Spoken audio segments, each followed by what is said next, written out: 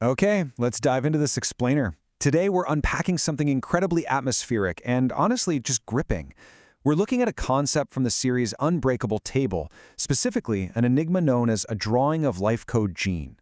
We're going to break down how this single piece of art tries to map out the absolute entirety of existence. So let's step right into the darkroom. Some objects are heavy because of their weight. Others are heavy because of what they represent. Just take a second to let that sink in.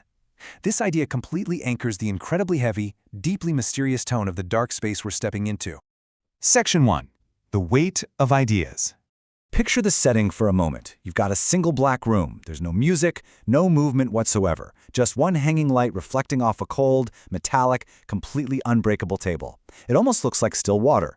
The golden rule here is that this table literally never bends, it never breaks. But the immense intellectual weight placed upon it, it isn't physical at all. The space is sparse, totally silent, and it sets the stage perfectly for something deeply profound.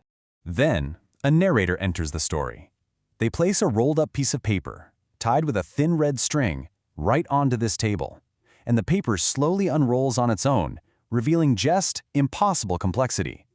We're talking lines, shapes, spirals, and strange symbols covering every single square inch of the parchment. Because this isn't just some doodle. This is the life code gene. It's not your standard run-of-the-mill scientific diagram. Think of it more as a visual, conceptual map that represents how existence connects to absolutely everything around us. Humans, plants, dreams, machines, even silence. It's an attempt to capture the entire architecture of reality on one single piece of paper. Section 2. Drawing the life code. Let's move to and see how this builds.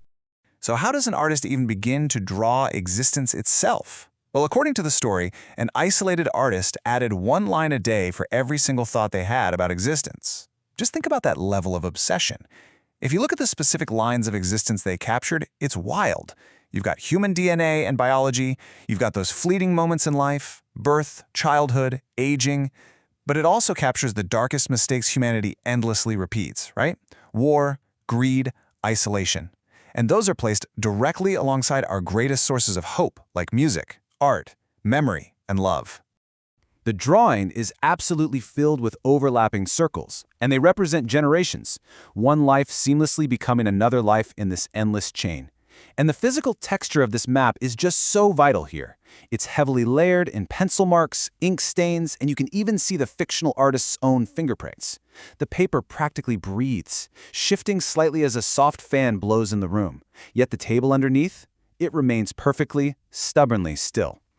Section 3. Decoding the spirals. Now the room darkens further, and the whole atmosphere shifts into something halfway between a sci-fi film and a philosophical documentary. Projected animations, floating mathematical symbols, and digital rains start falling directly over the drawing itself, and it poses three massive questions. First, what if life itself is a code? This immediately starts blurring the rigid lines we tend to draw between organic biology and futuristic technology. Second question, what if every emotion is a signal? This really prompts us to actively reflect, doesn't it? It asks us to consider the mechanical, almost programmed nature of our own feelings. I mean, are our deepest loves and our darkest fears actually just data points in a larger, unseen system? And the third question, what if memory is just another pattern repeating forever?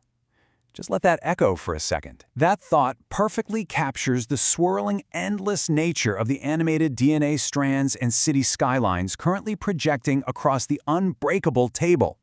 So, the crucial point is hidden right at the very center of this massive chaotic spiral.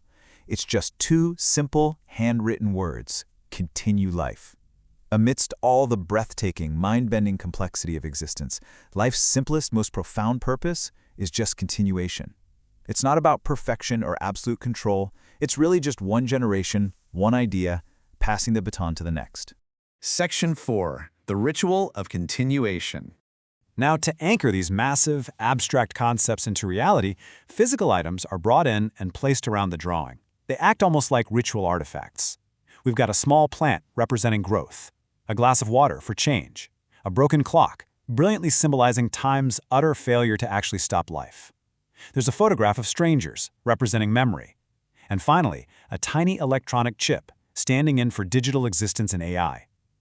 Each of these physical items maps perfectly to a really profound philosophical meaning. And consider this direct comparison: biological life versus digital existence. We have the organic, biological roots of the plant sitting right next to the artificial intelligence of the electronic chip. It's asking us, does life's code encompass both of these realms? Are human faces and machine circuits essentially just different expressions of the exact same underlying equation? Section 5. Marks left behind. The story pulls us back out into a macro perspective on human legacy. The sci-fi projections continue to swirl, and the narrator carefully folds that massive drawing back up. Think about this line: one drawing cannot explain life, but maybe it can remind us that life was never simple. It's a beautiful reflection on the strict limitations of trying to map out our existence. Yet the true awe here is that through all this immense emotional, philosophical, and intellectual weight, the table remains completely untouched. It's unbroken. It holds the heavy weight of existence effortlessly. It naturally leads us to wonder, how will future civilizations interpret this drawing, say, thousands of years from now? Imagine discovering this complex map in the distant future. Would they see it as art or science, maybe religion, or even just madness? It really makes you wonder if all of human history, our books, our machines, our music, is just one giant attempt to explain to someone, someday, why we were here. As the room finally goes pitch black, the narrator lifts the folded drawing away, and underneath, faintly scratched into the surface of the unbreakable table, are these final words: life leaves marks on everything. Even the unbreakable is permanently changed by existence. So, as we wrap up this explainer, I want to leave you with this one thought. When the table of your own life is finally cleared, what permanent marks do you intend to leave on the world?